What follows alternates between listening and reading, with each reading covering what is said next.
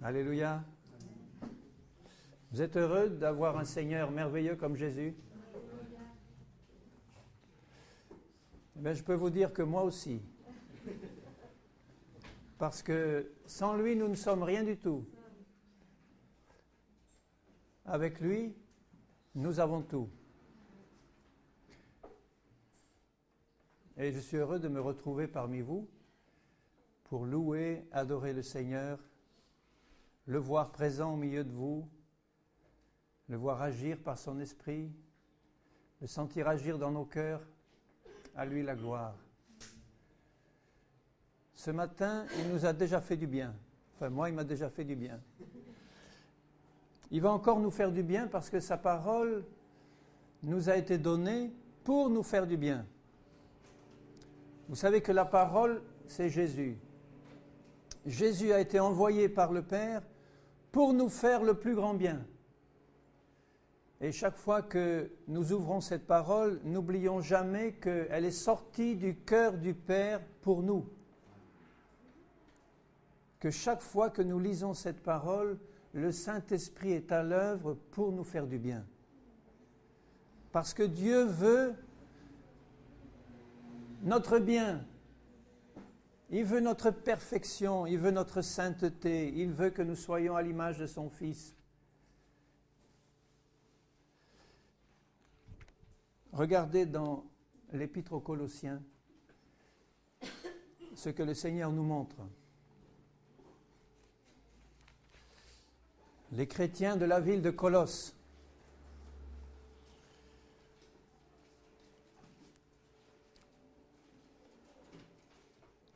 Au chapitre 1er, l'apôtre Paul dit ceci.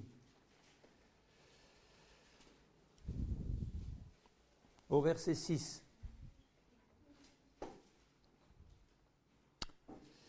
Il est au milieu de vous et dans le monde entier.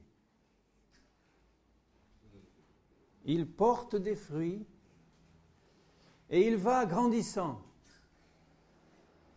Qui est il? C'est le Seigneur avec son évangile et avec sa parole qui est au milieu de vous, qui est en nous par son esprit et qui porte du fruit. Mais j'aime bien la manière dont Paul le dit. Le Seigneur est au milieu de vous, il porte du fruit. Il ne dit pas, vous, Colossiens, vous portez du fruit. Il dit, le Seigneur porte du fruit. Pourquoi? Parce qu'il habitait dans le cœur des Colossiens. Il habite dans nos cœurs. Et quand le Seigneur habite dans nos cœurs, il porte du fruit. Il porte du fruit. Et il va grandissant.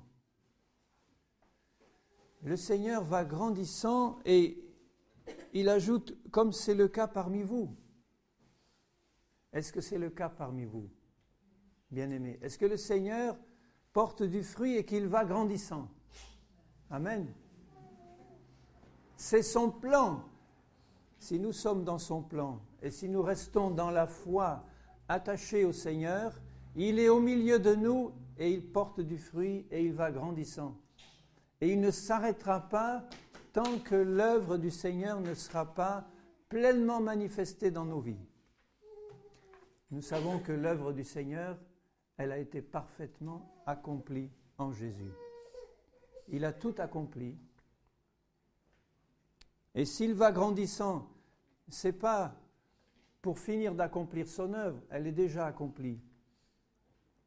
C'est pour que les fruits qu'il porte en nous arrivent à une pleine maturité. Et c'est lui qui le fait par la puissance de son esprit en toi. Alors au verset 9, il dit, alors c'est pour cela, pour tout ce qu'il vient de dire, que nous aussi, depuis le jour où nous en avons été informés, nous ne cessons de prier Dieu pour vous et de demander quoi? Que tous vos besoins soient satisfaits, que vous ayez une belle salle, de l'argent, de la santé? Non. et de demander que vous soyez remplis de la connaissance de sa volonté. Et pour ça, il faut prier. Évidemment, Dieu peut se révéler comme il s'est révélé à l'apôtre Paul sur le chemin de Damas. Là, c'est Dieu qui a pris l'initiative. Il a pris l'initiative pour nous parler, nous attirer à lui, pour faire rentrer sa vie en nous, pour nous faire naître de nouveau. Et maintenant, il nous dit, maintenant, nous ne cessons de prier pour que vous soyez remplis de la connaissance de sa volonté. Alors si je vous posais la question, mais quelle est sa volonté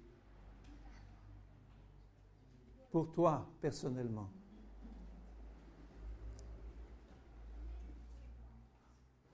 En toute sagesse et intelligence spirituelle, pour marcher d'une manière digne du Seigneur et lui être entièrement agréable, portant des fruits en toutes sortes de bonnes œuvres et croissant par la connaissance de Dieu. Chaque fois, écoute bien, chaque fois que tu as une plus grande connaissance de Dieu, tu grandis. Tout de suite. Croissant par la connaissance de Dieu. Rappelez-vous que Jésus a dit, la vie éternelle, c'est qu'ils te connaissent, toi et celui que tu as envoyé. Il suffit que nos yeux spirituels voient Jésus et sa parole par la révélation du Saint-Esprit pour que nous grandissions automatiquement. Comme une plante grandit au soleil, parce qu'elle a en elle la vie. Nous avons été plantés par Dieu dans son champ, il nous a donné sa vie, et quand nous le contemplons, quand nous recevons de lui sa révélation, nous grandissons. C'est merveilleux. Parce que quand il dit pour que vous portiez du fruit en toutes sortes de bonnes œuvres et marchiez d'une manière digne du Seigneur et lui être entièrement agréable, si c'est compris dans le mauvais sens, ça peut être un pesant fardeau. Et c'est un pesant fardeau pour beaucoup de chrétiens. Marcher d'une manière digne du Seigneur, porter beaucoup de fruits, avec une longue liste de fruits. Ah, Seigneur, oui, d'accord, je vais le faire. On essaye et on se casse le nez. Parce que c'est nous qui l'avons essayé, même pour être agréable au Seigneur, et on se casse le nez parce qu'on ne peut pas par nos propres forces accomplir l'œuvre du Seigneur. Les bonnes œuvres qu'il a préparées pour nous.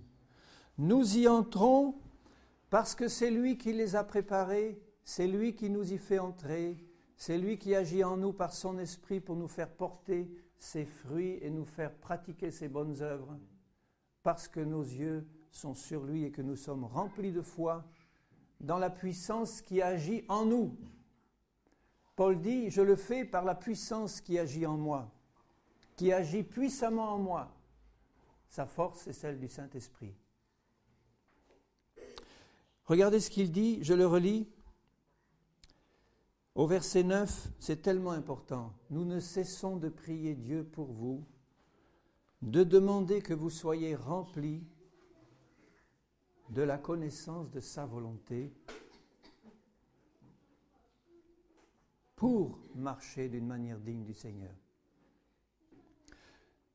Je viens de dire que nous croissons par la connaissance de Dieu. C'est la connaissance de Dieu qui nous fait grandir. Là, il dit, je demande que vous soyez remplis de la connaissance de sa volonté pour marcher d'une manière digne.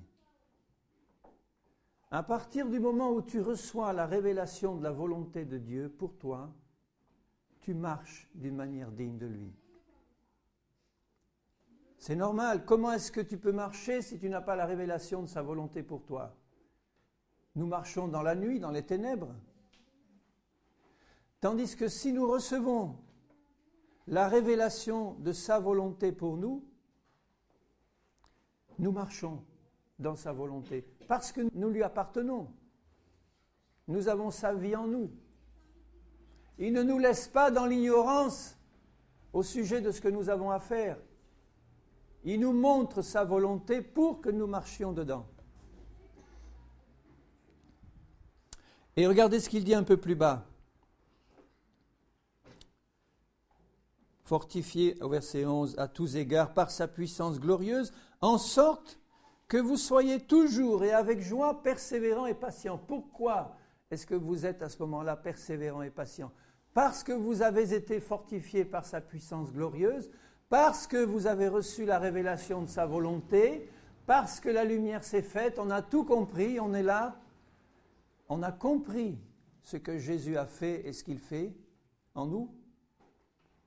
Nous sommes en train de marcher dans ses plans et dans son œuvre, et ceci nous donne la persévérance et la patience, parce que nous savons quelle est la force qui agit en nous. Ce n'est pas la nôtre, c'est la sienne. Et au verset 12, naturellement, il dit « Rendez grâce au Père ».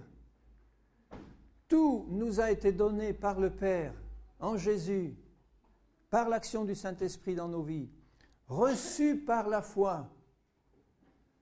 Nous l'avons reçu par la foi. Nous n'avions aucun mérite. Il nous a tout donné. Nous avons reçu ces choses qui nous ont été révélées par le Saint-Esprit, par la foi.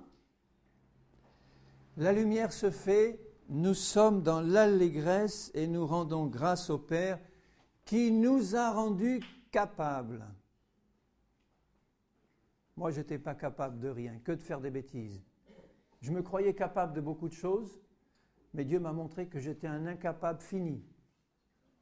Par ma nature humaine, il a fallu que cette nature humaine soit engloutie dans la mort de Jésus à la croix pour me montrer que, aux yeux du Seigneur, il n'y avait rien à en tirer.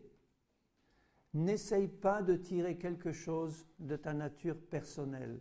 N'essaye plus. Arrête.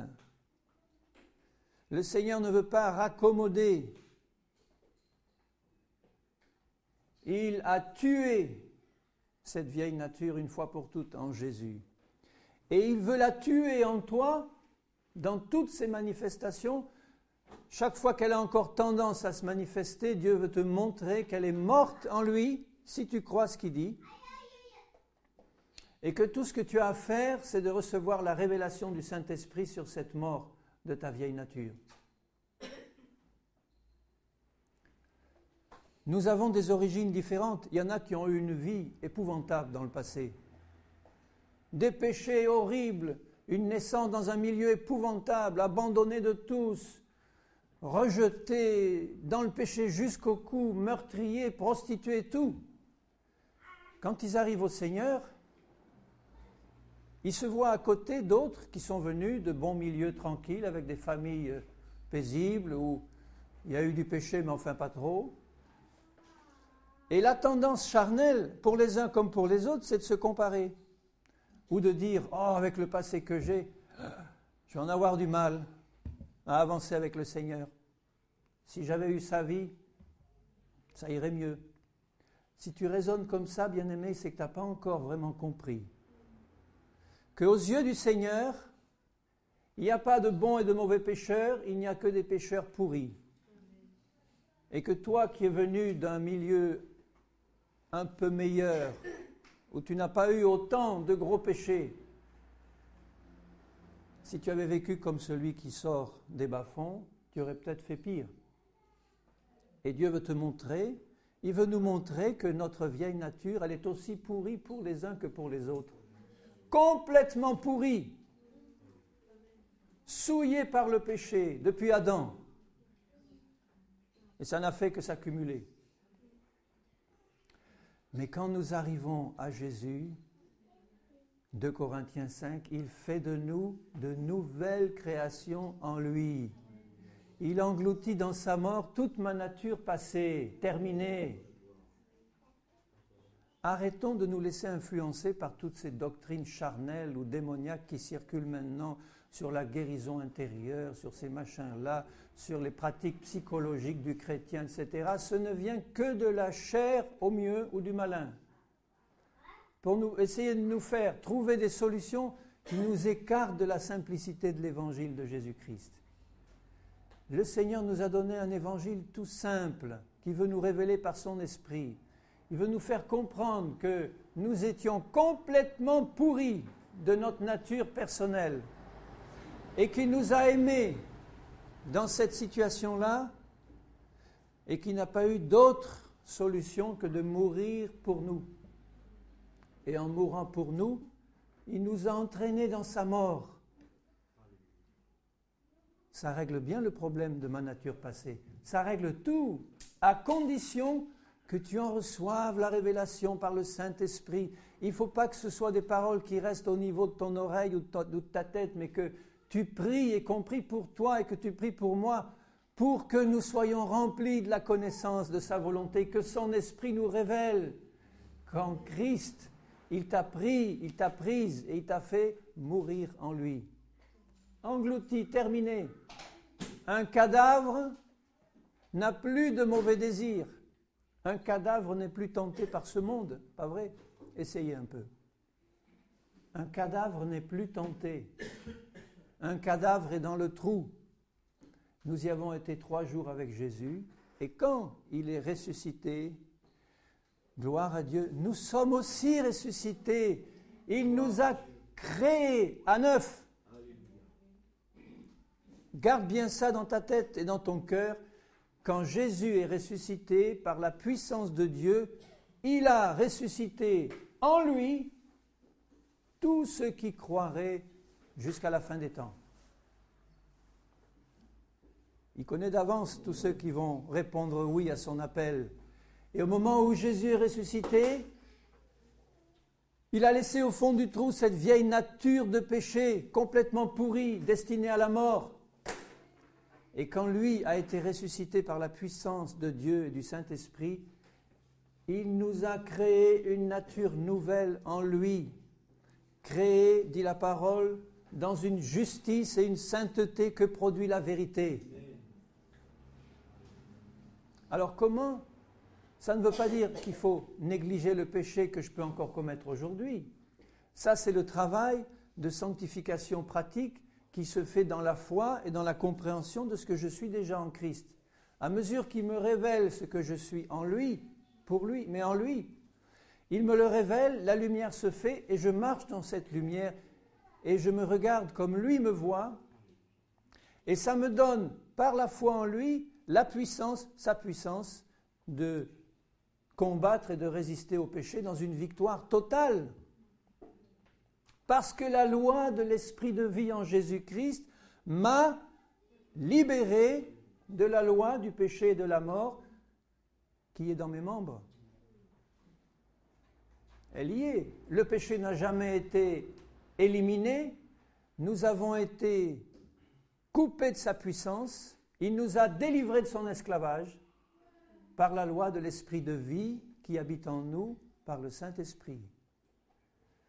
Donc il y a une grande différence quand tu luttes contre le péché. Si tu essaies de lutter par ta volonté, par tes bonnes résolutions, tu vas te casser le nez et je souhaite que tu le fasses au plus vite possible pour comprendre que tu es dans une impasse.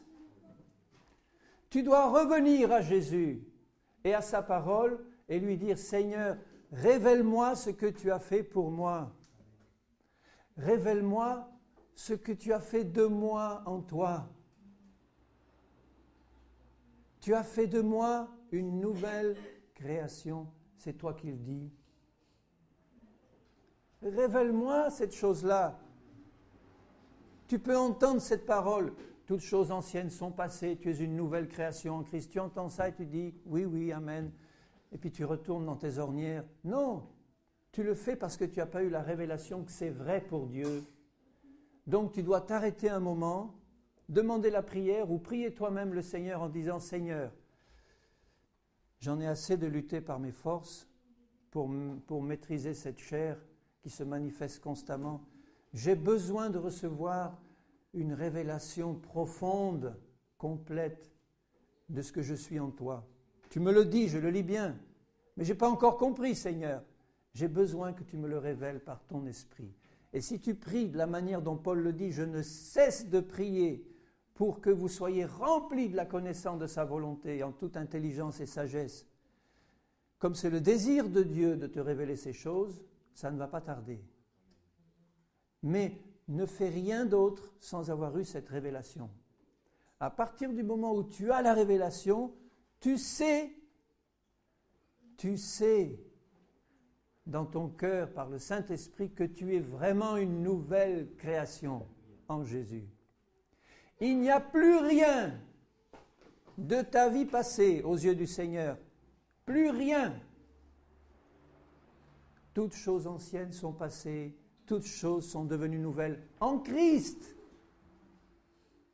Et une fois que je le comprends, je le reçois, je le prends pour moi. Parce que Dieu me le montre. C'est là que je dois faire ma part. Dieu me montre la vérité. Ma part, c'est simplement d'ouvrir mon cœur à sa vérité, puis de dire, je prends. C'est pour moi. Parce que tu dis que c'est pour moi, c'est déjà fait en Christ, je le prends, Seigneur. Parce que tu viens de me le montrer par ton esprit. Je suis une nouvelle création à 100% en Christ. Le problème, c'est que cette nouvelle création n'est pas encore complètement manifestée. Christ n'est pas encore complètement formé, visible, mais il m'a donné déjà sous forme parfaite en Christ, dans mon cœur, dans ma vie, dans mon esprit, cette nouvelle nature qu'il veut manifester. Et cette nature est créée à son image. Parce que le plan du Seigneur n'est pas de sauver l'humanité. J'entends un silence, il me dit, ah, qu'est-ce qu'il va dire? Attention, fausse doctrine. Le plan, je n'ai pas fini ma phrase. Le plan du Seigneur n'est pas de sauver l'humanité en la laissant simplement dans la conscience que ses péchés sont pardonnés. Ça ne suffit pas. Il veut nous donner la conscience que nos péchés sont pardonnés, mais que notre nature de péché a été engloutie en lui, que nous en avons reçu une nouvelle. Pourquoi il nous en a donné une nouvelle? Pour reprendre le plan qui avait été arrêté par la chute d'Adam et d'Ève et par le péché, de se former un peuple à l'image de son Fils, qu'il appelle l'Église, pour la donner comme épouse à son Fils. Voilà son plan. Ne t'arrête pas simplement au simple pardon du péché. Tout commence par là, il n'y a rien sans ça. Mais c'est la porte. Tu reçois un plein pardon de tes péchés, une pleine révélation que ta nature ancienne, elle est dans le trou, que tu en reçois une nouvelle, tu le reçois par la foi, mais ça ne s'arrête pas là. Cette nature que tu as reçue, elle a été créée parfaite à l'image de Jésus et elle t'est donnée parce que Jésus a tout accompli pour toi. Il t'a donné cette nature-là et il travaille par le Saint-Esprit d'abord à te le faire comprendre et ensuite à la manifester dans ta vie pour offrir à Jésus une épouse sans ride, ni tache, ni rien de semblable. C'est ça le but du Père. C'est ça le but du Père. Et quand je reçois cette révélation, j'entre dans son plan et j'y marche. Regardez ce qu'il dit dans Éphésiens. Éphésiens 1. Et en ce moment même, le Saint-Esprit est en train de le faire comprendre à certaines personnes, ou mieux comprendre en tout cas, pour te donner une pleine victoire sur le péché. Dans Éphésiens 1, verset 3, « Béni soit Dieu, le Père de notre Seigneur Jésus, qui nous a bénis de toutes sortes de bénédictions spirituelles dans les lieux célestes en Christ. » Il parle au passé. Parce qu'aux yeux de Dieu, c'est déjà fait. Alléluia. Aux yeux de Dieu, il a déjà créé une fille, un fils, toi, ta nouvelle nature, parfaite en Christ.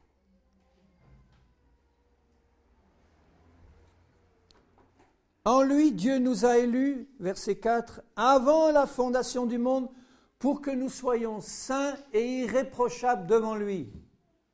Il nous a choisis pour ça. Quand Jésus dit « Soyez saints comme Dieu est saint, soyez parfaits comme votre Père céleste est parfait », mais ça serait un fardeau terrible si nous devions y arriver par nos propres moyens. Arrête de chercher à être saint. Stop, suffit.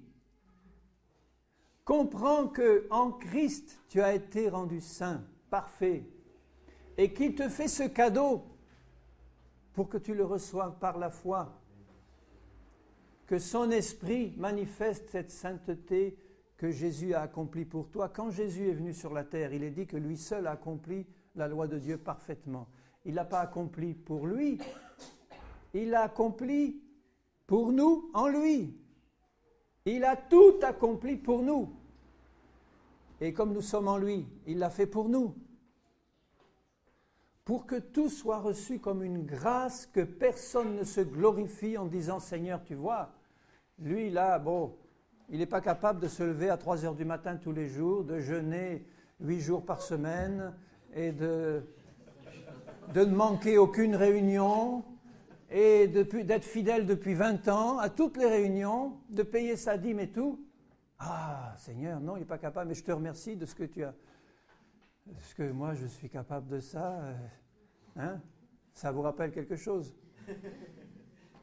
Tandis que là, quand je comprends que de moi-même, je ne peux pas, mais que Jésus a tout accompli pour moi, la mort, la résurrection, une nouvelle création en moi, qu'il a déjà rendue parfaite en lui, qu'il me fait ce cadeau au nom de son Père céleste, pour que ce qu'il a réussi à faire lui, seul pour moi, se manifeste dans ma vie par la foi en Jésus et par la puissance de son esprit, alors là, quel repos spirituel. Et là, je vais pouvoir entrer dans les œuvres préparées d'avance, et si je me lève à ce moment-là à 3 heures du matin, c'est simplement parce que l'Esprit me conduit à le faire et que je le fais sans aucun mérite. Et le jour où le Saint-Esprit veut me faire faire une grâce matinée, je la fais sans mauvaise conscience du tout. Alléluia. Là où est l'Esprit, là est la liberté. C'est glorieux. Et il dit, au verset 7 toujours, « En lui nous avons la rédemption par son sang. » Vous voyez, tout commence par là. Et nous aurons besoin du sang de Jésus jusqu'au dernier jour. Parce que même ayant reçu de Jésus une nature parfaite en lui, le temps que je le comprenne bien par la révélation du Saint-Esprit, ça peut être vite fait, hein, si j'ai soif, le Seigneur peut me révéler ça, mais alors en un clin d'œil. Mais tant que je suis là dans une révélation qui n'est pas complète, je vais broncher, je vais pécher, et j'aurai besoin de le confesser. Il ne faut pas négliger le péché en disant, puisque nous sommes parfaits en Christ, maintenant, faisons ce que... Non, pas du tout. Regardez la sévérité de Paul envers les Corinthiens qui ne mettaient pas leur vie en règle, mais il ne le faisait pas de manière légaliste en leur donnant des commandements. Il leur disait, mais ignorez-vous que, n'avez-vous pas compris que? Si tu te comportes comme ça, c'est que tu n'as pas compris ce que tu es en Jésus-Christ. Si tu l'avais compris, tu marcherais dans cette révélation. Donc il les secoue sévèrement. Et s'ils ne veulent pas comprendre, et s'ils veulent continuer à pratiquer le péché tout en se disant chrétiens, il les met dehors. Mais on n'a pas besoin d'en arriver là quand on a compris la gloire que Dieu nous réserve comme un don gratuit. Il suffit d'avoir une simple sincérité de cœur devant Dieu en disant « Seigneur, tel que je suis, mais j'ai un cœur sincère. Je veux comprendre. Je veux entrer dans tout ce que tu as prévu pour moi. » C'est tout. Si je ne suis pas sincère, je vais essayer de paraître hypocrite ou de paraître ce que je ne suis pas ou de faire semblant d'être ce que je ne suis pas. Dieu ne veut pas de ça.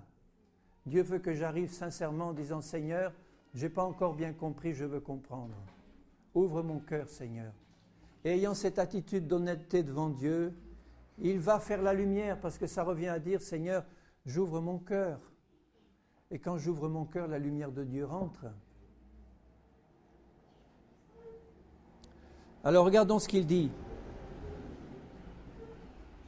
Au verset 11 du premier chapitre des Éphésiens. En lui, toujours en Christ, vous voyez, en lui, sortons pas de Jésus-Christ, en lui. Nous sommes aussi devenus héritiers, ayant été prédestinés.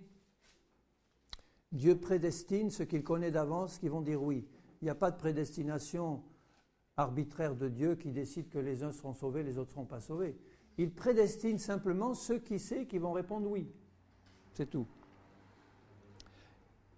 Il les a prédestinés suivant la résolution de celui qui opère toutes choses d'après le conseil de sa volonté, afin que nous servions à la louange de sa gloire. Nous qui d'avance avons espéré en Christ. En lui, vous aussi, après avoir entendu la parole de la vérité, l'évangile de votre salut, en lui vous avez cru, et vous avez été scellés du Saint-Esprit qui a été promis. Il a mis son sceau, parce que le sceau est un signe d'appartenance. Avant, ils avaient tous leur sceau, ils mettaient un sceau sur leur objet. C'était pour identifier d'abord le propriétaire, et c'était pour montrer que la chose scellée lui appartenait. Nous avons été scellés par le Saint-Esprit. Et au verset 15, c'est pourquoi, moi aussi, pour toutes ces raisons, puisque dans l'esprit de Paul, qui avait reçu cette révélation du Seigneur Jésus lui-même, Paul savait que tout ça s'était déjà accompli, fait. Il le savait que tout était accompli en Jésus, que nous étions des nouvelles créatures en lui, qu'il nous avait donné la perfection et la sainteté absolue en lui.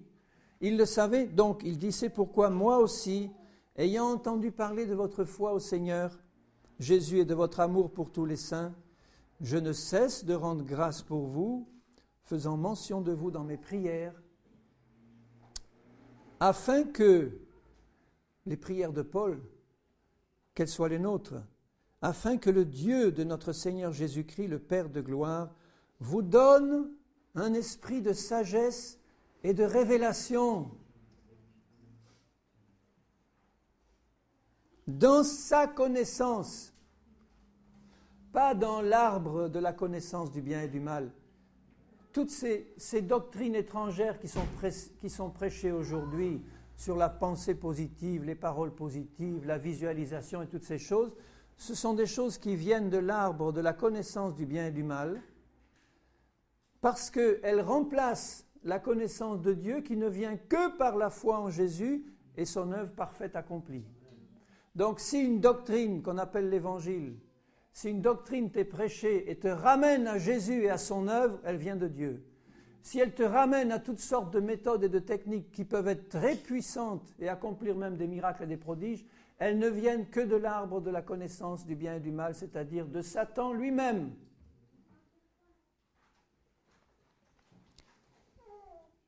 Le Seigneur, de tout temps, a toujours été disponible pour se révéler à ceux qui le cherchent. Il n'y a pas de nouvelle onction, de vin nouveau et de machin comme ça dans les yeux du Seigneur. Ça n'existe pas.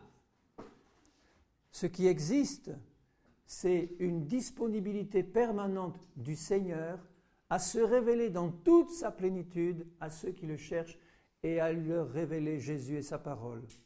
Et chaque fois qu'il y a eu ça dans l'histoire de l'Église depuis Jésus, il y a eu une action puissante du Seigneur et un réveil puissant. Et ce que le Seigneur veut faire maintenant dans nos vies, c'est nous faire revenir à la révélation de sa parole par le Saint-Esprit pour que nous comprenions des choses qui existent depuis le commencement et qui ont été mises de côté par l'ignorance des hommes ou l'incrédulité des hommes. Pour nous qui croyons, la croix est une puissance de Dieu. Si tu prêches la croix, tu prêches dans la puissance du Seigneur, parce que tu prêches la mort de Jésus, mais tu prêches aussi la mort de ta vieille nature. Tu vas prêcher la résurrection de Jésus, c'est pour prêcher ta résurrection en lui. et la foi en Jésus pour te faire recevoir tout ce que Jésus a acquis pour toi. Et que ce soit prêché il y a 2000 ans, ou que ce soit prêché il y a 1000 ans, ou maintenant, c'est la même puissance, c'est le même Dieu, c'est la même autorité. Revenons aux choses simples de la parole. Alors je relis au verset 18. Et qu'il illumine les yeux de votre cœur. Vous saviez que votre cœur avait des yeux? Qu'il illumine, il ne dit pas les yeux de votre intelligence, les yeux de votre cœur. Là, de ton esprit au plus profond de toi. Que Dieu illumine. Quand tu vois un frère ou une sœur, ou quand tu te vois toi-même, marcher de manière charnelle, au lieu de commencer à pointer du doigt, commence à prier en disant « Seigneur, illumine les yeux de son cœur pour qu'il voie, pour qu'elle voie ce que Jésus a fait. Pour qu'il voie ce qu'il est ou elle est en Jésus. Il n'a pas encore compris, Seigneur, je t'en supplie. Révèle-lui. Parce que par cette révélation, par cette lumière que tu fais, il va pouvoir marcher dedans et comprendre qu'il est une nouvelle créature, qu'il a reçu de Dieu, de Jésus, en Jésus, une nouvelle vie, une nouvelle nature parfaite. Parfaite. Qu'il illumine les yeux de votre cœur, je suis au début du verset 18, pour que vous, dites-le tous, pour que vous sachiez. Il y en a qui ne le savent pas. Tout vient du fait de le savoir, mais attention, pas n'importe comment, par la révélation du Saint-Esprit. C'est la seule connaissance qui intéresse le Seigneur. Par la révélation du Saint-Esprit, Dieu veut que tu saches quelle est l'espérance qui s'attache à son appel. Quelle est l'espérance? On va voir tout de suite quelle est l'espérance qui s'attache à son appel. Quelle est la richesse de la gloire de son héritage qu'il réserve aux saints? Et quelle est envers nous qui croyons, tout par la foi, pas par tes efforts personnels, tout par la foi, et c'est bien mieux comme ça. À nous qui croyons l'infinie grandeur de sa puissance. Infinie grandeur de sa puissance. Se manifestant avec efficacité par la vertu de sa force. Et il explique, vous étiez morts, etc. Maintenant vous êtes ressuscités en Christ. Vous êtes assis dans les lieux célestes en lui. Mais il dit, tournez la page au chapitre 4, Éphésiens.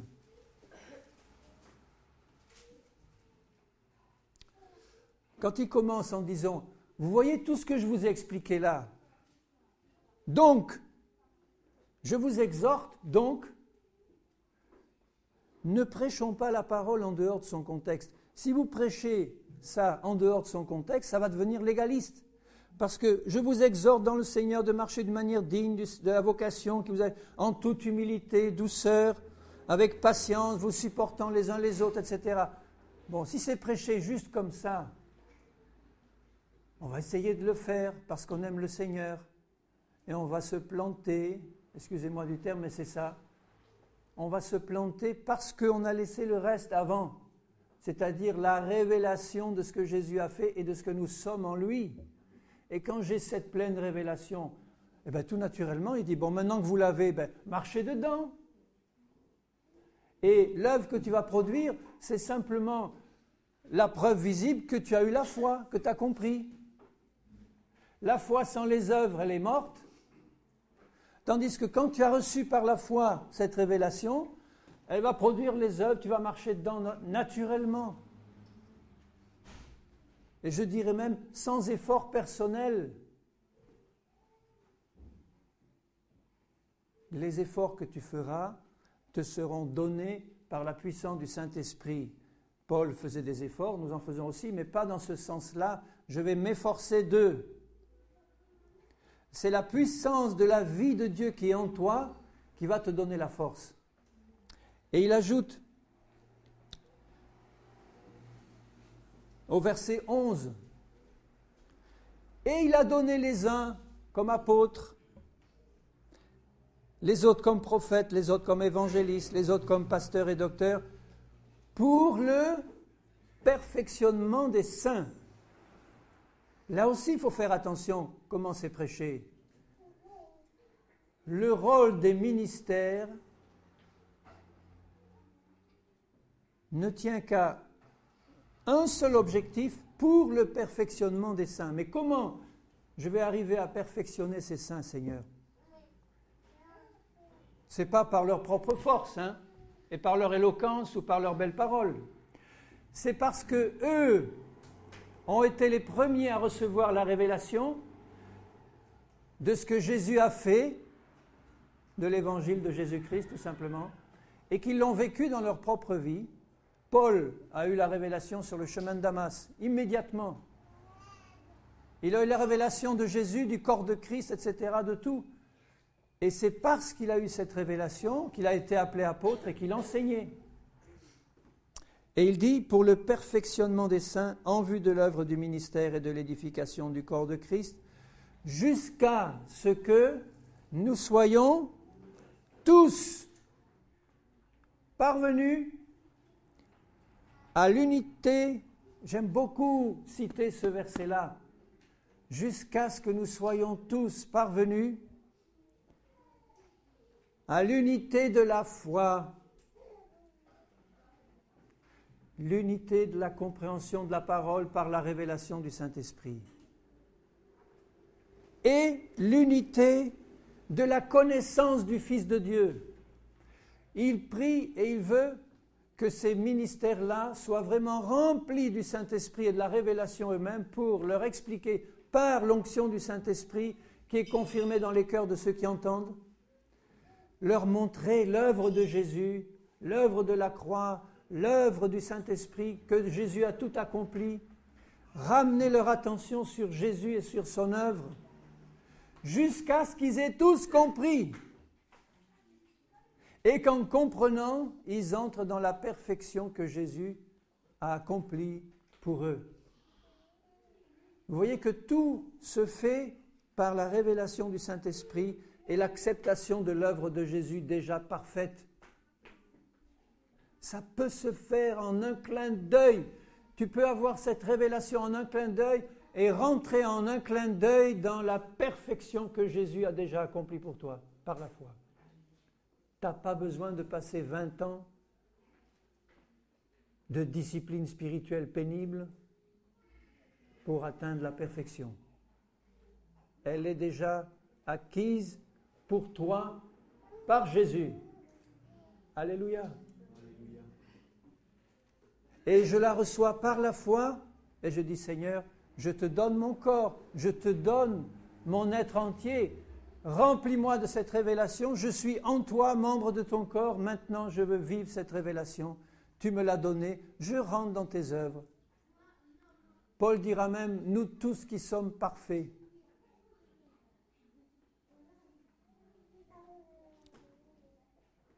J'ai le regard fixé sur Jésus et je cours sur la voie qu'il me trace, le chemin qu'il m'a tracé. J'ai le regard fixé sur lui qui a tout accompli. Et le fait de recevoir cette révélation me remplit d'un amour sans cesse nouveau pour Jésus. Parce que je vois vraiment que sans lui, il n'y a rien. Il a tout accompli. Pas seulement, je dirais, la purification de mes péchés, mais il a été fait pour moi, justice, sanctification, rédemption, sagesse, tout. Quelle gloire doit lui revenir. Et il nous le donne gratuitement en disant, prends maintenant, c'est pour toi. Entre dedans et marche dans ce que je te donne. Quelle paix, quelle gloire pour mon Seigneur, quel amour dans nos cœurs pour lui. Verset 13, à l'état d'homme parfait, jusqu'à ce que nous soyons tous parvenus à l'état d'homme parfait. Mais dans l'esprit de Paul, c'était clair. Il savait qu'en Christ, ils étaient déjà parfaits. Donc quand il dit jusqu'à ce que vous soyez tous parvenus à l'état d'homme fait, ça veut dire jusqu'à ce que vous ayez reçu une pleine révélation de ce que Jésus a fait et que vous l'ayez accepté. Et que vous marchiez simplement dedans par la puissance qui agit en vous. C'est ça que ça veut dire. à la mesure de la stature parfaite de Christ, afin que nous ne soyons plus des enfants flottants et emportés à tout vent de doctrine. Ces vents de doctrine qui souffrent pour nous égarer et retirer nos yeux de la vision de Jésus et de son évangile pur et simple. Et il dit, par la tromperie des hommes, par leur ruse dans les moyens de séduction. Combien de chrétiens sont séduits aujourd'hui parce que simplement ils ont quitté du regard le Seigneur et sa pure parole. Parce qu'ils n'arrivaient pas à obtenir ce qu'on leur demandait d'obtenir, ils se sont tournés vers toutes sortes de méthodes pour essayer de les obtenir. Et ils n'y sont pas arrivés et ils n'y arriveront jamais. Ça me fait penser dans le monde à ceux qui essayent désespérément d'avoir une guérison et qui se tournent vers tous ceux qui peuvent leur apporter quelque chose. D'abord les médecins, puis si les médecins n'y arrivent pas, ça sera le guérisseur, ça sera le sorcier, ça sera tout ça. Par désespoir de cause, ils se tournent vers tous ceux qui peuvent essayer de les aider. Beaucoup de chrétiens sont dans cette situation-là. Par désespoir, parce qu'ils n'arrivent pas à atteindre cette perfection qu'on leur demande d'atteindre, ils se tournent de tous les côtés vers tout vent de doctrine qui arrive et en disant « Ah, ça y est, cette fois on le tient, le bon bout !» Et puis, bloum, tout s'écroule à nouveau. Et la déception est encore plus grande. Et j'en connais comme ça, bien-aimés, qui sont là dans un coin en train de se morfondre en disant « Moi, c'est fini maintenant. Les églises, les chrétiens, j'en ai ras-le-bol. J'ai tout essayé, il n'y a rien qui marche. » Parce qu'ils n'ont pas eu la révélation de ce que Jésus avait fait pour eux et de ce qu'ils étaient en Jésus quand ils l'ont accepté. Comment voulez-vous qu'ils croient si l'évangile n'est pas prêché ? Au verset 15, « Mais que, professant la vérité dans l'amour, nous croissions à tous égards en celui qui est le chef, Christ. » Et nous croissons, nous l'avons vu, par la connaissance de Dieu et la révélation de Jésus-Christ. C'est de lui et grâce à tous les liens de son assistance que tout le corps, bien coordonné et formant un solide assemblage, tire son accroissement selon la force qui convient à chacune de ses parties. À partir du moment où tu as compris ça, que tu as compris que Dieu t'a placé en lui, mais aussi dans un corps qui s'appelle l'Église, qui est la réunion vivante de tous ceux qui ont reçu cette révélation, chacun va recevoir de lui, de la tête de Jésus, la force qui convient à chacune de ses parties et va grandir en lui, mais à condition d'avoir cette révélation.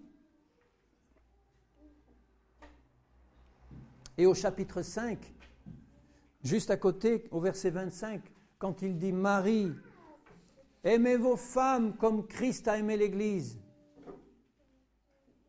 il veut nous révéler l'amour de Christ pour son corps. Christ a été sur cette terre, il a vu les combats de ces hommes et de ces femmes, ces foules qui le suivaient en criant, en demandant un salut, en demandant la guérison, la délivrance de leurs infirmités. Jésus a pleuré en voyant cette foule et il peut nous comprendre dans nos difficultés, dans nos combats. Et il attend que nous demandions de lui la révélation profonde de ce qu'il a fait pour nous. C'est ça qui va nous sauver pleinement. Quand nous allons comprendre de quelle manière Christ aime son épouse, parce que pour lui, il la voit déjà parfaite. Et il attend que nous recevions cette vision pour que nous le devenions naturellement par sa puissance, puisqu'on l'est déjà. On ne peut devenir que ce que nous sommes déjà en Christ. Amen. Alors je lis.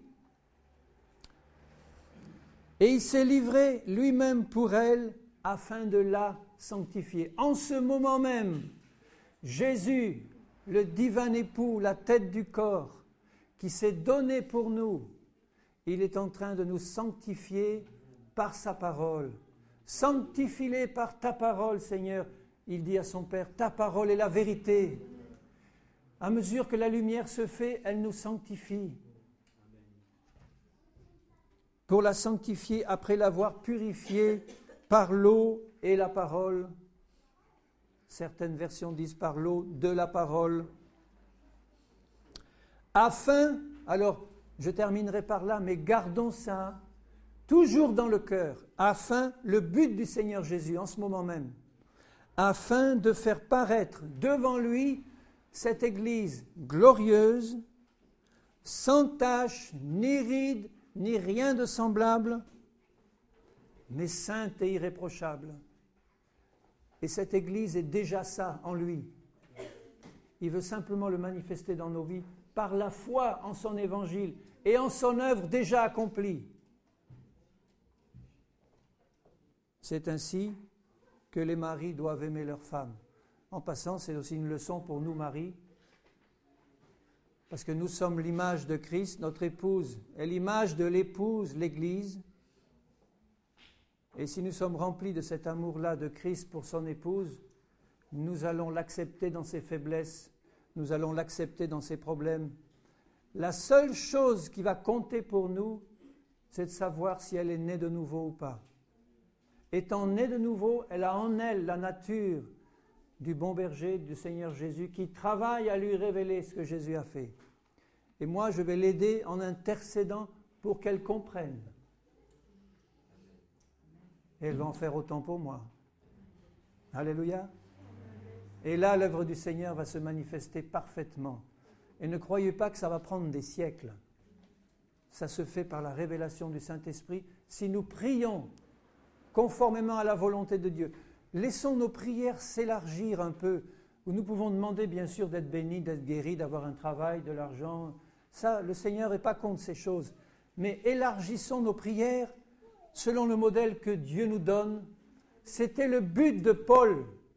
La prière essentielle de Paul, il combattait pour eux, pour qu'ils comprennent, qu'ils aient la révélation. Prions dans ce sens.